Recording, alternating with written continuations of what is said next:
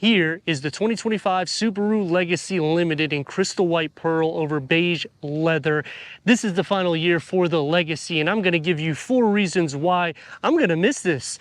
I'm Anthony from Hawkeye Rides, and we're going to start into the front with the only vehicle in its class that's going to come standard on all trims with steering response LED headlights and daytime running. The premium, you can option the fog lights. It comes standard on this trim with the C structure around it. The grille is going to flow into the headlamp assembly, and the lower is going to get the matte black. The same structure as the Outback wagon, just as a sedan. And in 2023, the front fascia was reconfigured. So 2 years later, to discontinue the vehicle, I think that Subaru should have maybe kept it at least a couple more years. And one of the reasons why I'm going to miss this is that you can get a turbo or non-turbo. Now the Limited is the non-turbo, so you're getting the 2.5 liter Subaru Boxer 4-cylinder producing 182 horsepower with 176 pound-feet of torque. So if you're thinking to sip fuel, this is kind of the variant that you're going to go with, because you're going to get more features inside, larger wheels. It's going to achieve 27 mpgs for the city, 35 mpgs for the highway, and that is paired to a Lineartronic CVT transmission, which will mimic an 8-speed automatic transmission. Now the wheel designs can be configured differently, and it starts with a 17-inch when you go into the base and the premium. Going into the Limited will be an 18-inch, as well as the Sport and the Touring XT. The Sport will have its own unique wheel, but the Limited and the Touring XT can share wheel designs, and you have a couple different choices to choose from. LED turn signals on the side view mirrors, blind spot monitoring, lane keep assist, steering assist, adaptive cruise control, safety is taken care of, and you also have Subaru EyeSight, which is going to be on the top portion of the windscreen, which makes it a little bit more usable, because when you're using cameras that are on the front of the vehicle, if they get splashed with water or anything like that, most of your features will not be able to work, making Subaru one of the more safe vehicles to drive with standard symmetrical all-wheel drive and torque vectoring, which is the second reason why I'm going to miss this vehicle. Because when you go into Honda, you can't get it. When you go into Toyota, you have to pay an extra $2,000. So you're starting to see the savings that's going to trickle in. And going up to the Sport trim, you're getting 78 horsepower more, 101 pound-feet of torque more, and it's only around $400 difference in price. So when you're considering the new Honda Accord or the new Toyota Camry, this is going to have the most power underneath the hood when you option that tier for just a few $100s. C-structure LED taillights with the gloss black that's going to surround it. Going into the Sport trim, we'll get the dual exhaust outlets. Otherwise, it's going to be hidden underneath with reverse sensors and a reverse camera. But for me, I would probably choose the Sport trim, even though I'm going to lose a few features that the Limited offers and that does not offer. But you can still option most of the same features and packages as you can in the Limited trim. Going back to the new Toyota Camry, you're only going to be getting a hybrid trim. So obviously that's going to be the best for your savings in fuel. But then if you want it to be a little bit more stylish, you're going to have to go to a Sport Tune suspension, or you're going to have to be spending well over $40,000, in which you have to option features like the panel moonroof and the 360-degree reverse camera, which these features will start coming into trims when you get into Subaru. And as for Honda, they still offer a turbocharged and a hybrid variant, but no more 2.0 liter, which was almost as fast as a BMW 330i for a fraction of the price. Now, I know it doesn't compete against that, but then when you're thinking about how much you're getting here, if you option the Sport or the Touring XT, because it has 260 horsepower, that's quite a bit for this Subi to get moving to a quick 0 to 60, or you could still option the non-turbo like we have and get the features and the savings in fuel. Quick release going into 15.1 cubic feet of storage, which is the same as the new Camry. Honda is going to have the most at over 16 cubic feet. Underneath has some storage, and when you lift this up, you have a spare tire tucked underneath there. Bag holders in the front, and you can split fold the bench in the back. And that will maximize the cargo capacity to the Legacy.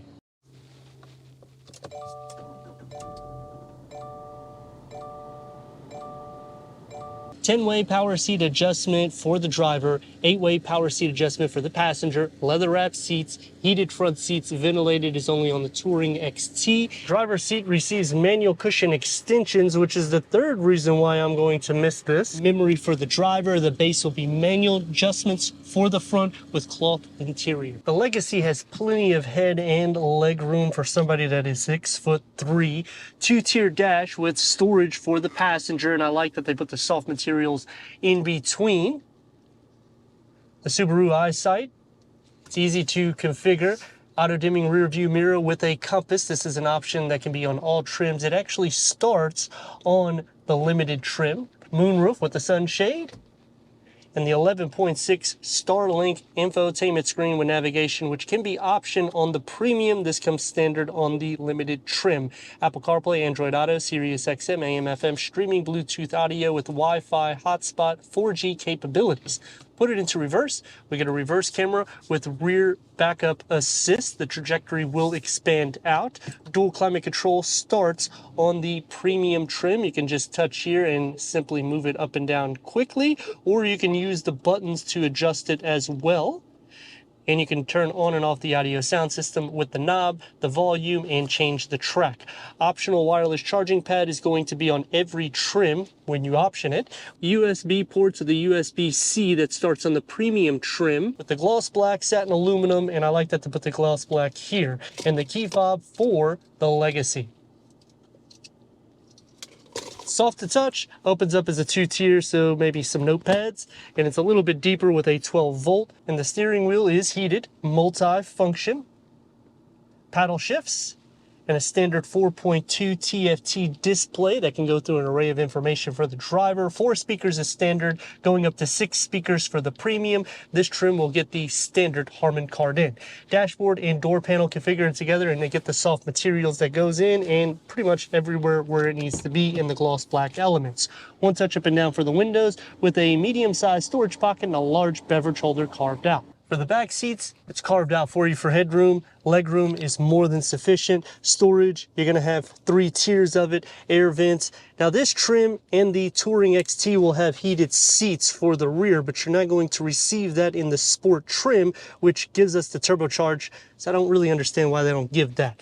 Cup holders with an armrest. Door panel is going to have the same materials that is in the front and basically the same size storage pocket sliding into the center.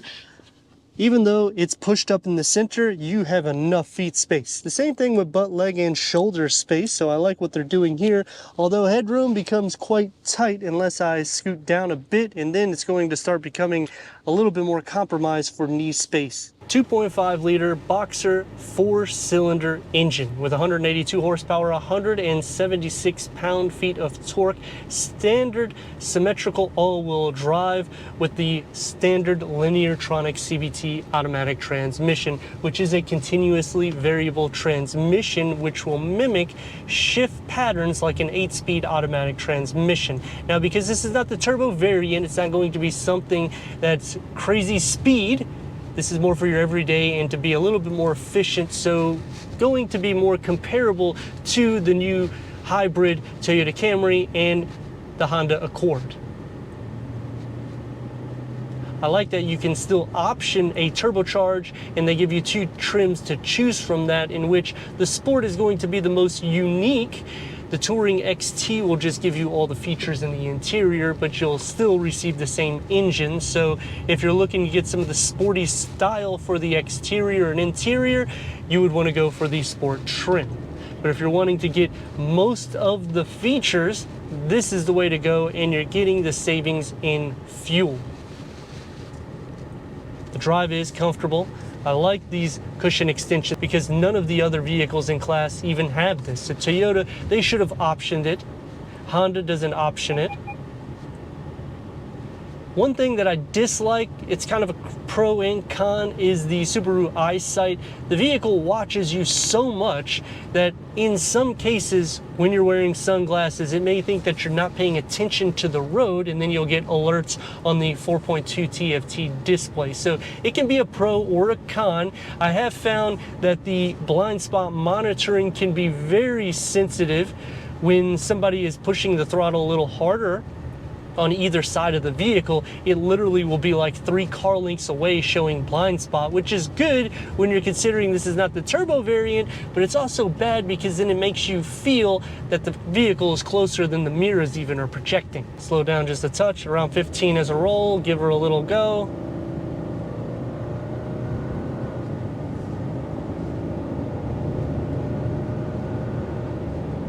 You're gonna hear that drone note from the engine and the Lineartronic CVT transmission, but it gets up to traffic basically the same speed. I mean, you're not going to be racing light to light, and that's not what this vehicle is meant for. It's more comfortable as well. You don't feel hardly any imperfections, and a lot of that also is because they're not going 20-inch wheels or even 19-inch wheels. 18-inch, it's a good solid wheel, so you get some design, and you still have enough meat on the tire, so when you're going over imperfections, it's a little bit more smooth.